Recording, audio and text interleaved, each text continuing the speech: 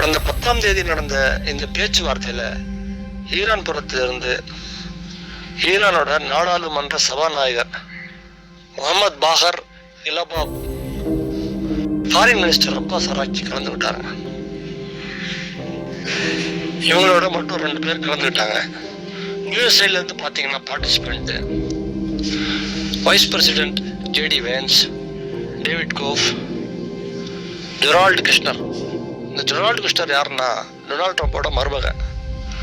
இவர் தான் யூஎஸ்ஏ தேவையில்லாமல் இந்த போரில் இழுத்து விட்டார்னு டொனால்ட் ட்ரம்ப்பே சொல்லியிருக்கிறார். இந்த ஈரானோட டெலிகேட்ஸை பாகிஸ்தான் எப்படி இஸ்லாமாபாத்துக்கு கொண்டு வந்தாங்கன்றது செம்ம ஹைலைட்ஸுங்க. இவங்கள ஈரான்லேருந்து கொண்டு வரும்போது 8 விமானங்களை பயன்படுத்தியிருக்காங்க. JF-17 Thunder 3, F-17, F-16 3, IL-78 refilling tanker 1, C-130 Hercules. இது வந்து ஏர்போர்ன் வார்னிங் மற்றும் கம்ப்ளீட் சர்வேலன்ஸ்க்காக இது பயன்படுத்தியிருக்கிறாங்க.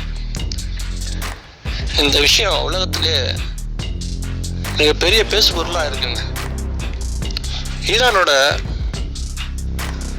10 பாயிண்ட்ஸ் என்ன டிஸ்கஷனில் வச்சாங்க சொன்னால், அதில் முக்கியமானது ஓவர்சீஸில் தடுத்து வைக்கப்பட்ட $6 பில்லியன் திருப்பி கொடுக்க வேண்டும். அதுவும் கத்தார் மூலமாகவும் சவுத் கொரியா மூலமாகவும் இதை செட்டில் பண்ணும். அடுத்து strait of Hormuz control Iran கிட்ட இருக்கும்.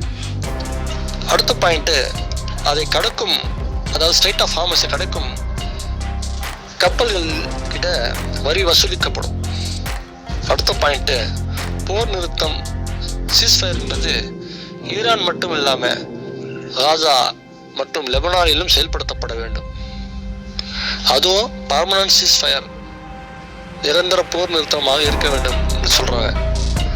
அடுத்தது ஈரான் மீதான அனைத்து வகையான பொருளாதார தடைகளை நீக்க வேண்டும்.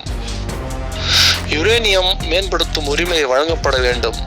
போரில் ஏற்பட்ட நட்டங்களுக்கு இழப்பீடு வழங்கும். இதுதான் அங்கே வச்ச முக்கியமான பாயிண்ட்ஸ். இந்த பேச்சுவார்த்தை 21 மணி நேரம் நடந்தது. ஆனால் இது தோல்வியில் முடிவடைந்ததாக சொல்லப்படுது.